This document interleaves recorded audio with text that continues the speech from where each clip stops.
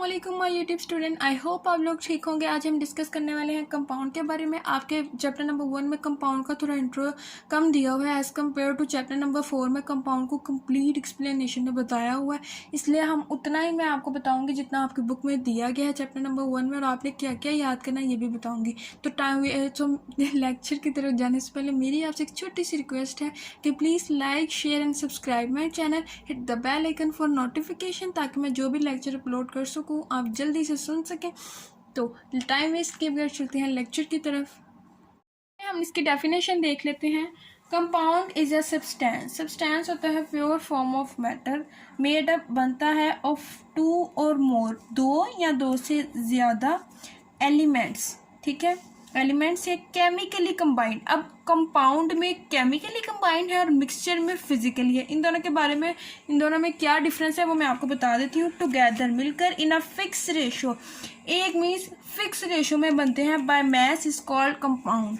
ये होता है कंपाउंड। इसकी एग्जांपल, अब केमिकली कंबाइंड और फिजिकली कंबाइंड में क्या फ़र्क है। केमिकली फिजिकल में ये है कि जैसे अब लोग कहते हैं कि अगर जिनकी नज़र कमज़ोर है वो बादाम और चारे मगज़ को मिक्स करें और खा लें तो उनकी नज़र ठीक हो जाती है। अब आपको जब लगे कि यार बादाम ज़्यादा है तो आप निकाल भी लेते हैं। ये है फिजिकल। आपने फिजिकल मीन्स आपने 1 स्पून थोड़े से बादाम लिए और 1 स्पून आपने चारे मगज़ ले लिया। अगर आपको ज़्यादा लग रहा है आप निकाल भी सकते हैं। लेकिन केमिकली कंबाइंड ये होता है, देखें, अब हाइड्रोजन और ऑक्सीजन को एक फिक्स रेशो के साथ डाला जाता है तभी हमें वाटर मिलता है। अब फिक्स रेशो देखें, ये इसकी रेशो है।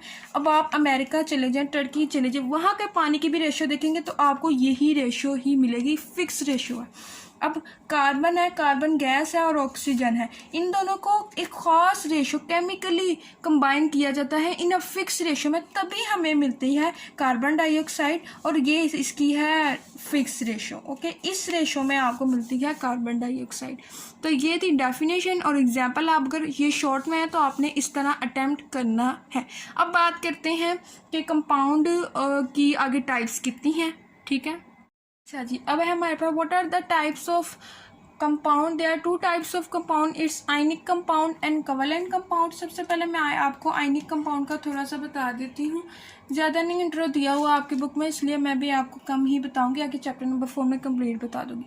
अच्छा जी, do not exist in independent molecular form.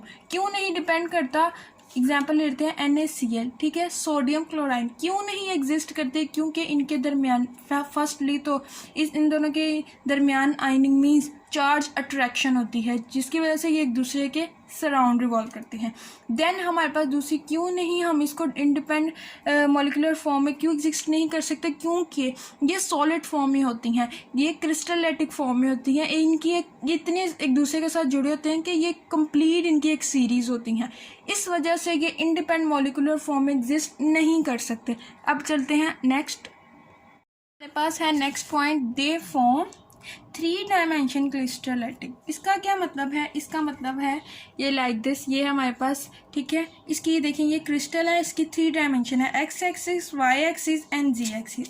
आगे हमारे पास इन विच ईच आइन, ठीक है, is surrounded by oppositely charged ion and they are attract. अब ये देखें, इस पर पॉजिटिव है, इस पर नेगेटिव है, इस पर सारे नेगेटिव इसके सराउंड रिवॉल्व कर रहे हैं, एंड देन ये नेगेटिव है, इसके सराउंड ये सारे पॉजिटिव कर रहे हैं। यही बात जो मैं आपको ऊपर बता चुकी हूँ। और इस लाइन का मतलब है कि आप इसमें से एक पकड़ के टुकड़ा और ये नहीं कह सकते यार ये NaCl है, ये बात वो कह रहा है।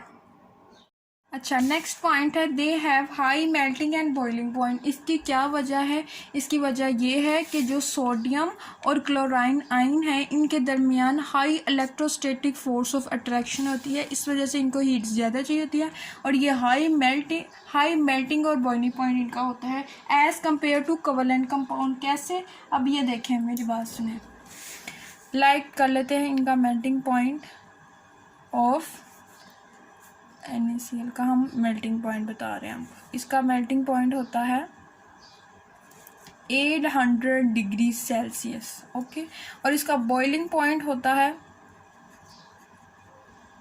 इसका बॉइलिंग पॉइंट हमारे पास होता है 1413 डिग्री सेल्सियस। देखिए ये हाई होता है as compare to covalent compound. हमारे पास कोवेलेंट कंपाउंड। अब covalent compound mostly exist in molecular form. इसकी क्या वजह है?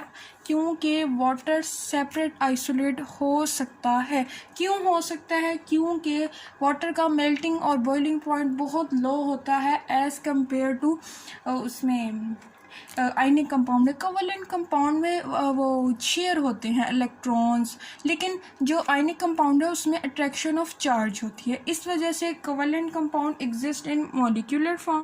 देन है हमारे पास molecules is true representative of the covalent compound. इसका क्या मतलब है? इसका मतलब ये है कि आप एग्जांपल ये आपने एक मिनरल वाटर की बोतल में से एक ड्रॉप लिया, ठीक है, उसको आपने माइक्रोस्कोप से देखा। जैसे आप देखेंगे ना, आपको पता चलेगा कि हाइड्रोजन और ऑक्सीजन एक फिक्स रेशो में है और वही रेशो इस पूरी मिनरल बॉटल में है। इस लाइन का ये मतलब है। And they have low melting and boiling point. इसका क्या मतलब है? इसका मेल्टिंग पॉइंट बहुत लो होता है as compare to ionic compound. उसका मैंने क्यों हाई बताया था? क्योंकि उसमें होती है चार्ज की अट्रैक्शन, जिसकी वजह से इसमें ज़्यादा फोर्स ऑफ अट्रैक्शन होती है और उसको ज़्यादा हीट देते हैं, जिसकी वजह से वो मेल्ट भी जल्दी हो जाता है और बॉयल भी, ठीक है। अब इसका मेल्टिंग पॉइंट होता है 0 डिग्री सेल्सियस। ओके, वाटर का मेल्टिंग पॉइंट होता है 0 डिग्री सेल्सियस, ओके, और इसका बॉइलिंग पॉइंट होता है 100 डिग्री सेल्सियस। देखिए ये लो है as compare to ionic compound. अच्छा, आगे है they are represented by molecular formula. इसको रिप्रेजेंट किया जाता है मॉलिक्यूलर फार्मूला से। इसके ये 2 एग्जाम्पल हैं, एक और भी आ सकता है, मीथेन गैस। ओके,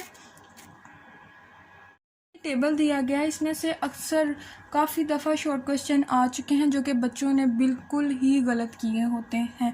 कोई होता है 30% जो ये शॉर्ट ठीक कर लेता है, वो देते कैसे हैं? अब सोडियम क्लोराइड लिखा हो शॉर्ट में तो बच्चे को पता चल जाता है सोडियम का होता है Na क्लोराइड, क्लोराइड का होता है Cl, ठीक है, तो वो लिख देते हैं। अब वो देते हैं right the formula and their name of common salt, जिसकी वजह से बच्चों को याद नहीं रहता, वो ये टेबल याद नहीं करते। शॉर्ट क्वेश्चन लॉन्ग क्वेश्चन करके MCQs करके तो फारग हुए होते हैं। ये आ जाता है अक्सर शॉर्ट क्वेश्चन में। तो मेरी आपसे रिक्वेस्ट है कि आप ये नाम याद करें, साथ फिर ये याद करें एंड देन फॉर्मूला।